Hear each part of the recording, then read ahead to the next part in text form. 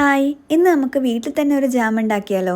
അതിനായി നമുക്ക് ആദ്യം തന്നെ പൈനാപ്പിളിനെ വൃത്തിക്ക് ചെത്തി അരിഞ്ഞെടുക്കാം.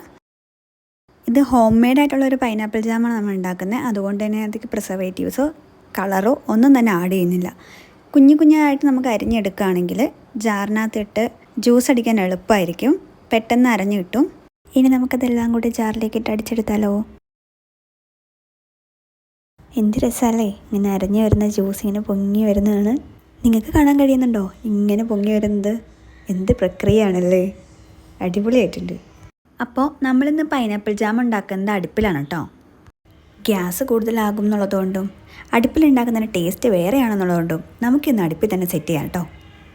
അരച്ചെടുത്ത ഈ പൈനാപ്പിൾ ചാറെല്ലാം കൂടെ നമുക്കൊരു ഉരുളിയിലേക്ക് മാറ്റാം.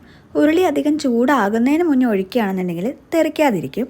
ഞങ്ങൾക്ക് ചെറിയ അബദ്ധം പറ്റി, നിങ്ങളും ശ്രദ്ധിക്കുക. ഇനി ഇത് നമുക്ക് ഇടവിട്ട് ഇളക്കി കൊടുത്തുകൊണ്ടിരിക്കാം. അത്യാവശ്യം ഒരു തിക്ക് ഫോമിലേറ്റ് ആയിക്കഴിഞ്ഞ് കഴിയുമ്പോൾ ഇതിലേക്ക് കുറച്ച് ഏലക്ക പൊടിച്ചതും പഞ്ചസാരയും ഗ്രാമ്പൂവും ചേർത്ത് കൊടുക്കുക. പഞ്ചസാര നമുക്ക് ആവശ്യമുള്ള മധുരം അനുസരിച്ച് ചേർത്താൽ മതി. ഗ്രാമ്പൂവും ഏലക്ക ഇടുന്നതിന് നല്ലൊരു സ്മെല്ലിനും ഫ്ലേവറിനും ഒക്കെ വേണ്ടിയിട്ടാണ്. ഇതിപ്പോൾ അത്യാവശ്യം നല്ല ഒരു ജാമിൻ്റെ ഒരു പരുവത്തിലേക്ക് ആയിട്ടുണ്ട്. കുറച്ചും കൂടെ തിക്കാക്കി എടുക്കണമെങ്കിൽ കുറേയും കൂടെ നേരം നമ്മളൊന്ന് ഇളക്കി കൊടുത്താൽ മതി. ഇനി നമുക്കിതൊരു ബൗളിലേക്ക് മാറ്റിയെടുത്താലോ? എങ്ങനെയുണ്ട്? ട്രൈ ചെയ്ത് നോക്കിയിട്ട് ടേസ്റ്റൊക്കെ ഇഷ്ടപ്പെട്ടിട്ടുണ്ടെങ്കിൽ അഭിപ്രായം അറിയിക്കണേ. സബ്സ്ക്രൈബ് ചെയ്യാൻ മറക്കണ്ട. അടുത്ത വീഡിയോയിൽ വരുന്നവരെ ബൈ.